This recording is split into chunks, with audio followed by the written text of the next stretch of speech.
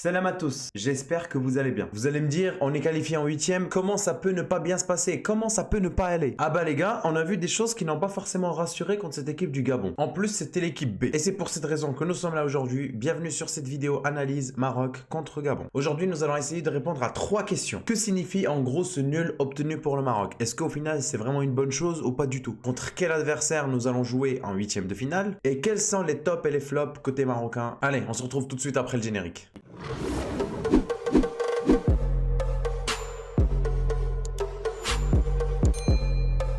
Alors pour ceux qui n'ont pas suivi, le Maroc a fait un nul de partout contre le Gabon. C'était la 3e journée de phase de groupe de cette CAN 2022 au Cameroun. Alors le Maroc est en tête de ce groupe C du coup avec 7 points, 2 victoires et 1 nul. Le Gabon a 5 points aujourd'hui les gars avec 2 nuls et 1 victoire. Les Comores de leur côté ont 3 points parce que du coup ils ont gagné ce dernier match contre le Ghana. Et le Ghana qui était peut-être un des favoris pour aller peut-être chercher cette Coupe d'Afrique finit dernier du groupe avec un seul point uniquement. C'était le nul qu'il a obtenu contre le Gabon. Grâce à ce nul, le Maroc a assuré la tête de ce groupe C et par conséquent plusieurs avantages dont on avait déjà parlé dans la vidéo avant-match, mais on va les rappeler. Nous allons rester à Yaoundé, donc on n'aura pas de déplacement à faire, nous allons jouer dans le même stade et qui dit pas de déplacement, du coup moins de risque de choper le Covid. Nous aurons 6 jours de repos au total, si on avait fini 2e, donc si on avait perdu contre le Gabon, on n'en aurait eu que 4 avant cette 8e de finale. Et du coup, nous allons affronter un des 4 meilleurs 3e de la compétition au lieu du coup d'un 2e directement qui aurait été le Burkina Faso. Du coup, on va directement répondre à la prochaine question. Quel sera notre prochain adversaire? Roulement de tambour.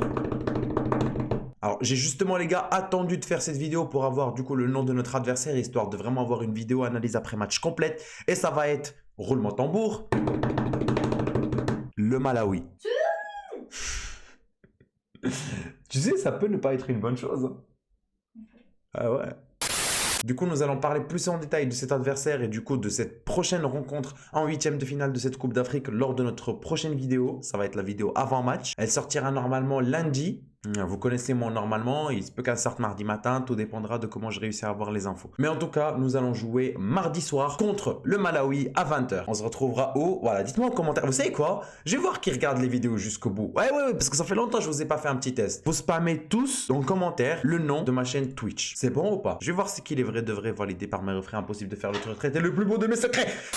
Ouais, c'est vrai, je deviens fou quand on gagne. De toute manière, les gars, ça se jouait entre le Malawi, le Cap-Vert ou sinon le 3e du groupe de la Tunisie. Donc ça aurait pu être nos frérots tunisiens. D'ailleurs, on va les regarder aujourd'hui, les gars, à partir de 17h sur Twitch. À 20h, on va regarder le match décisif, peut-être un des matchs qui sera le plus beau de cette Coupe d'Afrique en termes d'importance et du coup d'enjeu. Ça va être Algérie-Côte d'Ivoire à 20h en direct sur ma chaîne Twitch.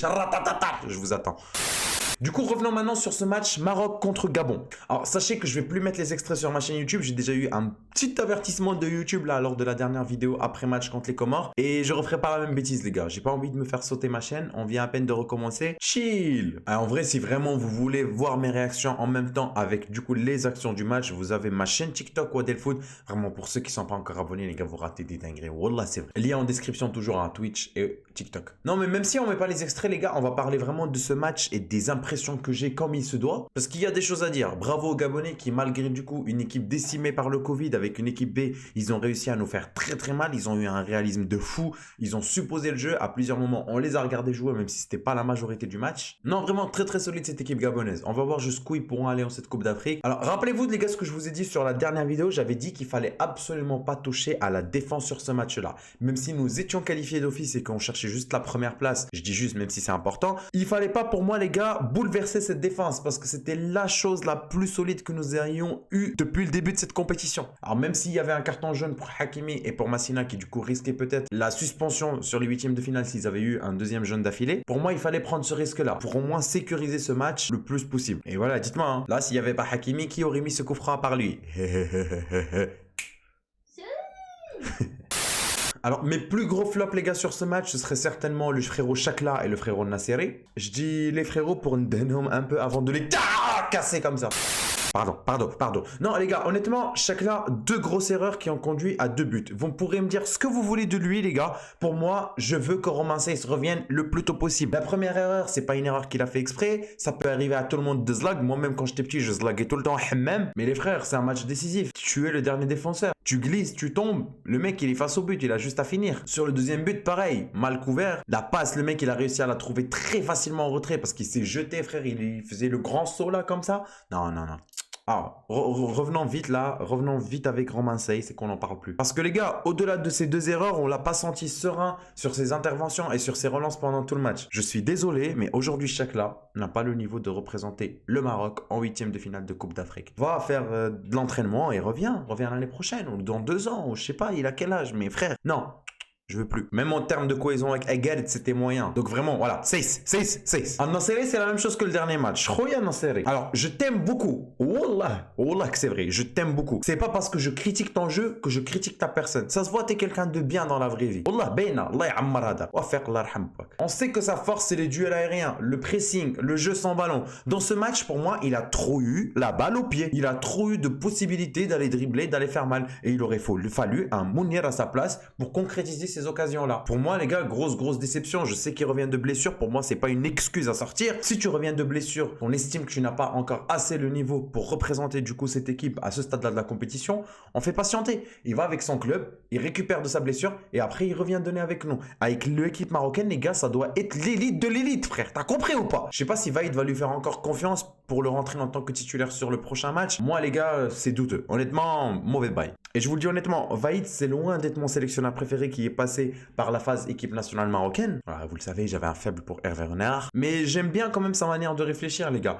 Il s'en fout de ce que les médias pensent. Il essaye de gérer son équipe comme lui, il l'entend. Il a sa philosophie, sa tactique, sa politique. Il essaye de l'appliquer au mieux. Et lorsqu'il voit qu'il a peut-être fait une erreur, qu'il a fait quelque chose qui n'allait pas, il n'hésite pas à faire un changement à la 30e minute. Et il faut avoir les balls pour faire ça. Il y a beaucoup d'entraîneurs qui vont rester dans leur idée, qui vont rester jusqu'au bout pour dire « Ok, j'ai eu raison » et qui vont continuer, qui vont insister, quitte à mettre en danger l'équipe. Achaïr, les gars, j'espère vraiment qu'il va faire des meilleurs matchs sur les prochaines rencontres parce qu'il a les possibilités, ce mec. Là, on l'a sorti pour faire un ajustement tactique pour essayer de récupérer du coup cette bataille de milieu de terrain qu'on perdait contre cette équipe du Gabon pendant la première période. Mais il peut donner des choses. Et Amallah qui rentre à sa place. Alors Amallah, je t'aime beaucoup. Bon, là, je t'ai fait des éloges de fou sur le dernier match. Tu nous as sauvé ce match contre les Comores. Mais la prochaine fois que je te revois dribbler, prochaine fois que tu te reprends pour Neymar, berda. Non, sérieux, frère, arrête. Faut qu'on arrête en fait le gris-gris, les gars. Parce que si on joue simple, on peut faire mal à ces équipes africaines. Voilà, laissons le gris-gris à Boufal. Homme fort de cette équipe nationale marocaine. On le voit. Le mec il rentre, il chope un péno, il marque le péno. Ensuite il fait faute. Hakimi marque. Ouais, frère, Boufal, en quelques minutes, il chamboule le match. Vraiment, ce but restera dans la légende. Putain, Hakimi, ce que tu nous as fait kiffer sur ce coup, mon frère. Alors moi, ce qui m'a dérangé, c'est que sur ce match-là, on avait une possession quand même incroyable. Et on va le voir après au niveau des chiffres. Mais nous n'étions pas l'équipe qui agressait. On était toujours l'équipe qui cherchait à revenir au score plutôt qui cherchait à agresser dès le début et qui cherchait à prendre l'avantage dans le match. On était à chaque fois dans la réaction. On a vraiment fait des erreurs qui n'ont valu cher sur ce match-là, les gars. On les a regardés jouer. Ils ont eu même des occasions qui auraient pu alourdir encore plus le score sur ce match. Et j'ai un nez qui est plus petit que l'autre. Subhanallah. Non mais il faut pas trouver des excuses, il faut dire la vérité, il faut dire les choses telles qu'elles sont. On parle pas de changement d'effectif, aujourd'hui nous avons un groupe marocain, quelle que soit l'équipe alignée, nous devons être forts. Et ça ne doit plus être une excuse. Nous devons être capables de faire mal aux plus grandes équipes africaines aujourd'hui si on veut aller chercher cette coupe. Alors au niveau des statistiques de ce match, le Maroc a tiré 9 fois et a cadré 3 fois, il a eu 62% de possession. Au niveau possession au Gabon c'était 38, comme je vous l'ai dit les gars, possession qui ne servait pas à grand chose. On avait la balle mais on n'en faisait rien du tout. Uniquement 3 tirs cadrés les gars. Pour le Gabon, 3 tirs cadrés de la même manière, mais 11 tirs pour cette fois-ci, les gars. 2 tirs de plus que les troupes marocaines. Par contre, la stat qui m'intéresse, c'est qu'au niveau des fautes, les Gabonais en ont commis 22. Nous, de notre côté, 14. Ils ont joué beaucoup plus physique que nous. Ils cassaient notre jeu. Ils essayaient en fait de casser cette possession qu'on essayait d'accumuler au fur et à mesure des minutes. Donc, nous assurons encore une fois le résultat, mais nous ne rassurons pas au niveau du jeu. Équipe très sérieuse, il faut le dire. Équipe qui sait comment aller chercher les résultats et se concentrer sur le principal, sur l'objectif qui était de finir premier sur ce groupe pour rester à Yaoundé et du coup affronter un troisième, etc. Mais nous n'avons marqué que 2 buts et 2 buts sur coup de pied arrêté, les gars. Sur le jeu, nous avons été exécrables. Le Gabon, par contre, 2 buts sur 2 vraies occasions. Les gars, ne parlez pas de l'action de Al-Nasseri où il y avait hors-jeu, les gars. Il y avait hors-jeu. Il a fait action de match sur ce coup-là. Il s'est super mal placé. La feinte, c'était super intelligent. Il est plus fort avec ballon sans ballon. Il l'a encore une fois prouvé. Par contre, il aurait dû juste reculer de 3 cm. Après, voilà, c'est le jeu, les gars. Et c'est une bonne chose de savoir exploiter les coups de pied arrêtés. Vraiment, c'est une force. Mais nous devons être aussi capables de varier notre jeu. En plein match, faire mal avec les coups de pied pied arrêté, avoir des grosses occasions, mais aussi balle au pied, les gars, que ce soit sur les centres qui viennent du côté, que ce soit sur les percées solitaires et les dribbles de nos joueurs qui reviennent dans l'axe, que ce soit quand on passe directement dans l'axe avec des jeux de passe. On doit savoir faire mal sur tous les fronts. Aujourd'hui, on a une équipe qui sait jouer le ballon, on a des joueurs qui sont super bons et qui jouent tous presque en Europe et qui savent jouer à un ballon moderne, faire des passes, faire des 1-2, évoluer ensemble. Donc pourquoi s'empêcher de jouer comme ça? Parce que les gars, sur les coups de pied arrêtés, il faut toujours un petit peu plus de réussite que sur les autres ballons. On le sait les gars. On joue contre des équipes africaines, ils sont tous grands, ils ont tous des gros gabarits. Voilà, pour moi les gars, c'est dit. Je vais finir les gars avec le but de Hakimi. Il est excellent, il est magique, il est magnifique. Vous n'avez qu'à partir vraiment à action sur TikTok les gars. Sans cet exploit les gars, on n'était pas premiers. Donc sans cet exploit, on jouait le Burkina Faso. D'ailleurs pour les Gabonais qui ne savent pas qui ils vont affronter, vous affronterez le Burkina Faso en 8e de finale. Du coup, nous, de notre côté, on affronte le Malawi et j'espère qu'on ira le plus loin possible dans cette Coupe d'Afrique. Il y a de grandes chances qu'on retrouve peut-être le Gabon à un moment donné, les gars de la compétition. J'espère juste que nous préparerons mieux notre prochain match. Donc faisons attention, travaillons, travail. Non, et en ça, surtout contre les petits adversaires, il ne faut pas sous-estimer qui que ce soit. Travaillons dur, étudions leur jeu, mouillons le maillot comme il le faut. J'ai beaucoup aimé l'esprit compétitif de Faisal Fajr. Il s'est battu, les gars. Je vous jure, le mec, c'était un milieu de terrain. On le voyait dans tous les instants du match, sur un côté, à droite, à gauche, en train de revenir et de couvrir Achraf Hakimi ou surtout le Adam Massina. Bon, lui, je ne vais même pas parler, subhanallah. Oh, les gars, je ne sais même pas pourquoi j'ai évoqué son nom. Je vous jure, j'ai écrit ma vidéo. À aucun moment, j'ai mis Adam Massina, à part du coup, quand j'ai parlé du carton jaune. Je voulais pas parler de lui. Lui, ça y est, j'arrête. J'en peux plus. On a vraiment les possibilités d'aller faire mal et d'être dans ce dernier carré. Tous les liens en description, les gars, si vous voulez me rejoindre sur les autres réseaux où vous êtes les boss. Prenez soin de vous. Inch'Allah, on va y arriver. Ash al-Maghreb.